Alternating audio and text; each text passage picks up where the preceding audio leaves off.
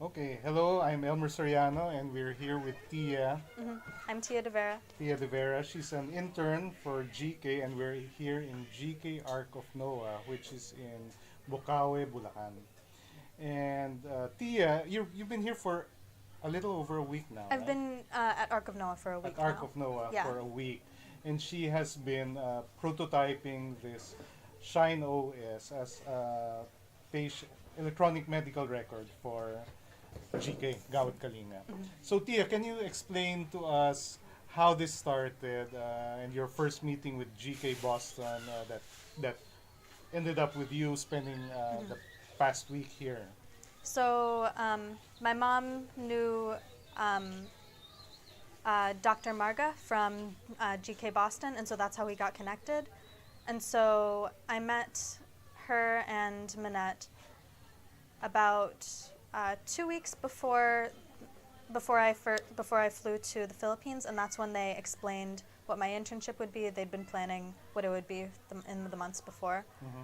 And so they explained, first 3 weeks you're going to be in Arc of Noah, you're going to be prototyping this Shine OS plus EMR system, and you're going to be implementing it into the community to make sure that it can be eventually put into the whole community and put into the rest of the GK communities eventually. And then in the next 4 weeks you're going to be doing something else. So right now I'm in the middle of Arc of Noah, of that part of my internship. Okay. And when you came to the Philippines, when you arrived in the Philippines, you had a one-day orientation with Ateneo on Shine OS. How did that go? And what was the value of that day spent at Ateneo learning Shine? I think that the value was that it made me understand more what exactly I was dealing with this Shine OS program. I didn't quite realize just how expansive the Ateneo programs were, and how much detail and work and love they've been putting into it. And so I really understood, because initially I thought, oh, just an EMR program, I'm just going to implement it. But I didn't realize, oh, they've been putting a lot of work into this to make it user-friendly, to make it work for rural communities, to make it work for communities that maybe aren't rural, to make it work consistently with other EMR programs so that they can be cross-referenced, and how they have all these different versions for different needs, such as extensions for, I think one of them was pregnancies, and then another one was, I don't know, there were a lot of there were a lot of For school extensions. health, Yeah, school school health, clinics, that's what it yeah. was, and that they're working on, and a bunch of stuff like that. And so I really got to understand what I was dealing with and how expansive and how much ground it covers, especially for the Philippines. And I was really impressed. So you came over last week. What kind of preparations were done before you had arrived? So you have a foster mom here, Tita Rochelle. What preparations were done even before you arrived that you were aware of? Do you mean preparations here, or preparations that I did? For preparations done at the GK side and your side as well. Um, I don't really know what preparations were done on the GK side. Except for linking you with Tita Yeah, Rochelle. except who for would host linking you. me, Okay. with Tita Rochelle. I think, I honestly don't know. It just sort of happened. They just sort of handed me my schedule, and it made a lot of sense. Okay, well, from And your then- side, what kind of preparation did did you have to prepare yourself emotionally? Did you Yeah. would other other interns have to be prepared to do something like this, or and what kind of preparation would be needed? I think that's a very personal type of thing. It depends on who you are and whether or not you're like. There's some people who are the go-getters and they can just Jump drop in yeah and, drop everything and jump right in. And there are some people like me who need to spend time with your friends, like hang out, and then say like, yeah, I'm doing this and it's really exciting, and I'm gonna be and I'm gonna be doing all this, and it's gonna be for 7 weeks. So make sure we keep in touch. And then there's also people who are like shy and stuff. So you had to psych yourself up, and So you told your friends that you would be going through this. And how did that help you prepare by telling them about this little adventure that you're going through? I suppose it helped because it helped me know that they had my back, They had your back. Okay. and that I'd have somebody to call if I like need anything, even though there's a 12-hour time difference. So yeah. Has that helped? Have you called Oh, up yeah. any friends since you were here? And how do they help you thrive in the week that you've been? How has reaching out to your friends back home helped you adapt here? I think it's made me, well, one, a little less homesick. Mm-hmm. Two, I think more confident or more energized to be able to do this. Yeah, I think those are the initial things. Okay, okay. So now we came over to GK Arc of Noah, and on day 1 or day 2, we had a little meeting with Atenea. Atenea Yeah. came over, the barangay captain, and so many people. They said there was so much brain power around this little project that you're doing. So can you tell them about that? What happened, and what's your take? My take on that giant meeting. Yeah. So I was just like the first meeting the day before was mostly about the software, and I was like, At Atenea. yeah, Wow. and I was like, wow, this software is so cool. And then going to Arc of Noah and having that meeting was more like, wow, everybody is involved in this. It's not just Ateneo, and it's not just Gawad Kalinga, it's the whole community. Everybody's working together. So who And were there at the meeting, just so that they appreciate? it was it was the community leaders. It was And then it there was a barangay yeah, captain. there's the barangay captain. There were all the people from Ateneo who were helping out. There were the people in GK Arc of Noah, and And DYCI, the yeah, and DYCI and nursing DYCI. And so it was just shocking to see that there were so many different people that were so involved. And because I was initially thinking like, oh, I'm going to be doing this with Ateneo and GK, and I'm going to be putting this there. And I didn't realize, wow, everybody's helping. And it was really, it had to touch my heart. Yeah, that's what happened. Okay. Okay. So now you have your, at Ateneo they installed the software. So we have an offline version of the software. Yeah, the community edition. And then you started doing medical records, right? And you've done how many so far? 15 households? 15 households, and I believe it was 60-something 60 people something. in all. Maybe 70, I can't remember. So how's that part coming along? You sit down. So where do you sit down? How was this arranged? And how long does it take to complete one record? Well, records for families is, it depends on how big the family is. But so initially, I either go to Siebel, the community center, or the medical center here, which is right next to it. Excuse me. And I sit down, and Nadi, the girl who's shadowing me, she would bring in whoever I'm interviewing for the day, and they would be a representative for their family, so they wouldn't have to bring like the entire family to. Okay. And then sometimes their family members would come in just so that they can speak for themselves, which is also good. And so, so they'd sit down, and you start with like, okay, what's your name, middle name, last name, and then I don't know, you just sort of start asking them And then questions. you start encoding that real time on the offline version? Yeah.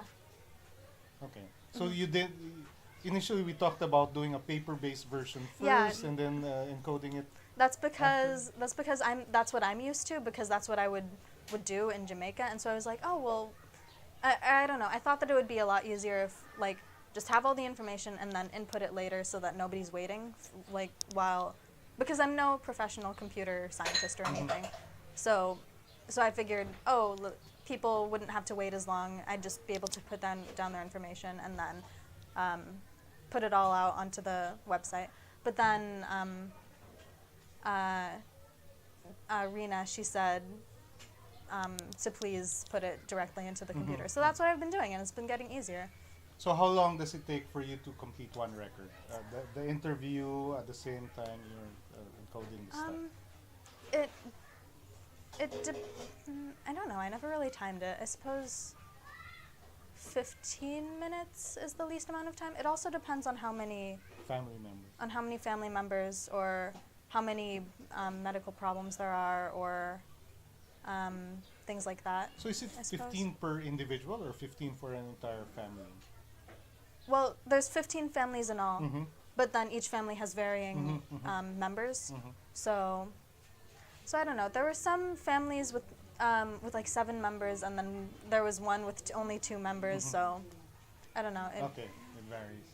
Yeah. So for the interns out there who want to, so this is just one GK village with 70 households, and there are 2,000 GK villages all over the country. So what tips would you have for other interns who would volunteer to do the same thing in some other GK village? So in terms of interfacing and helping, so maybe we can divide it. In terms of interacting with family members for the interview and working with translators.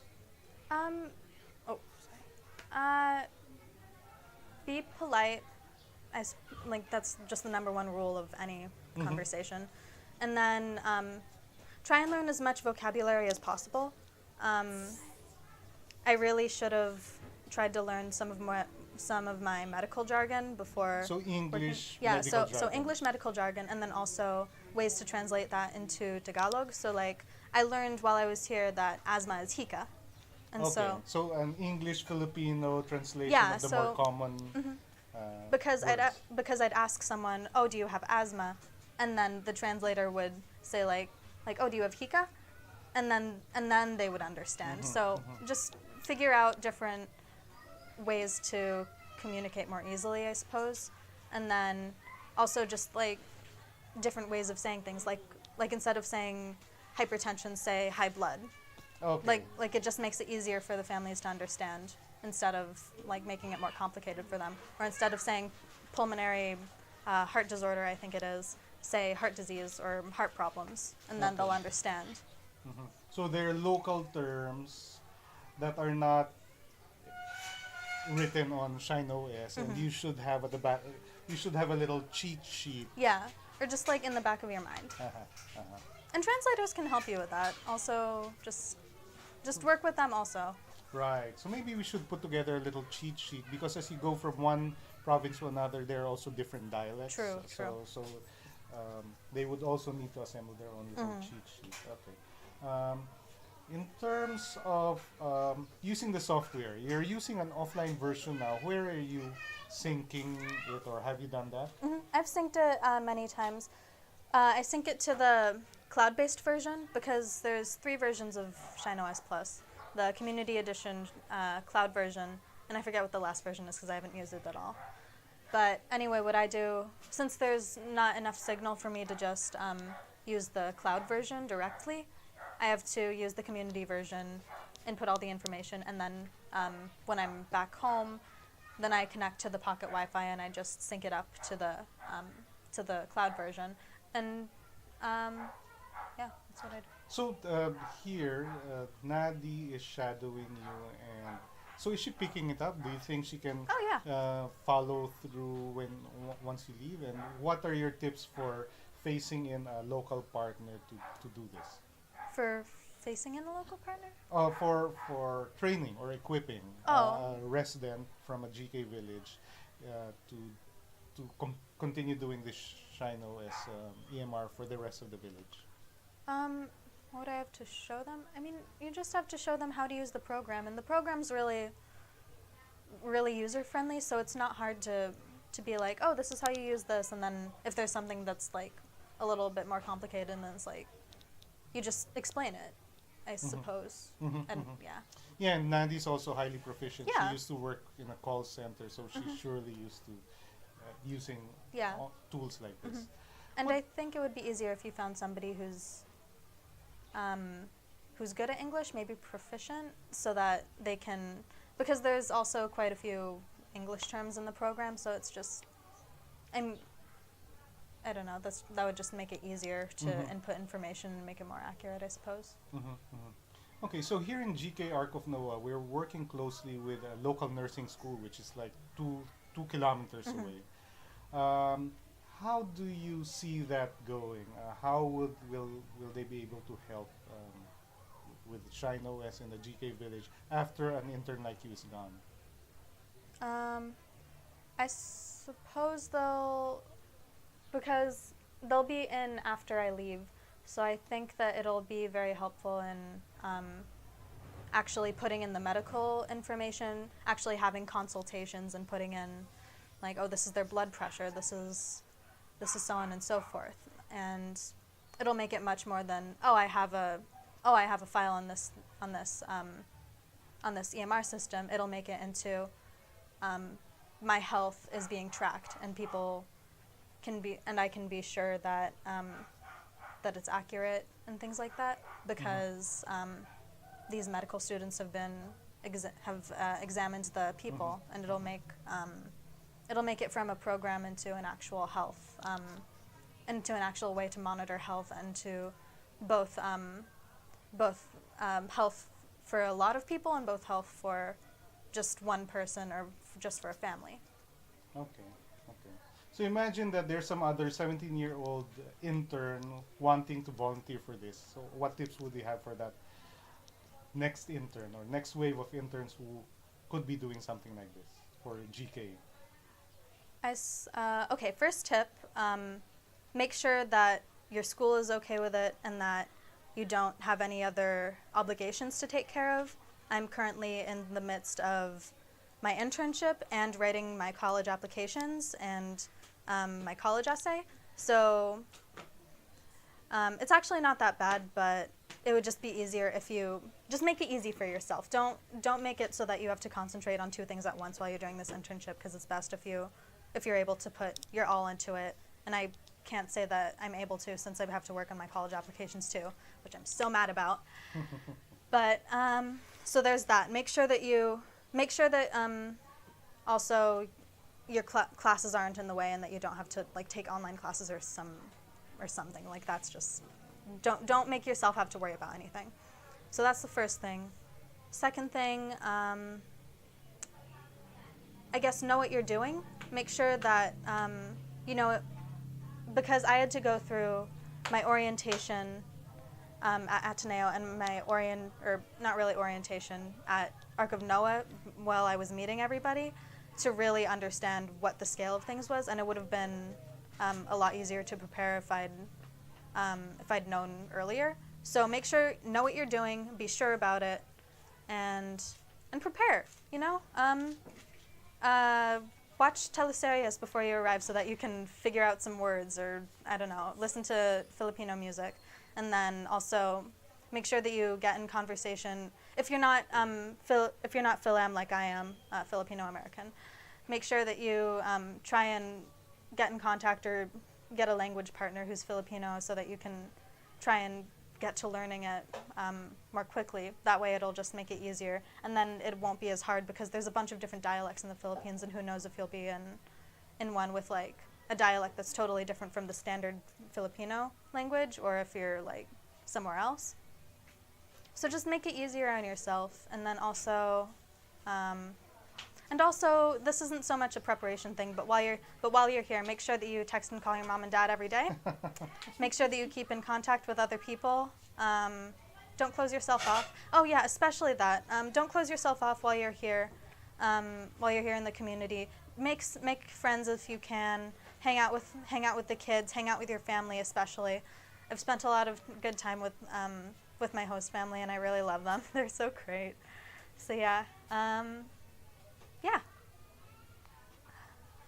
Yeah. Oh, and make sure that if you're working with a program, that you have a laptop or iPad or whatever that you need, and make sure that you bring chargers. Do not forget chargers. That is so important. Okay. Okay, thanks for that. Those were really useful tips. Yeah.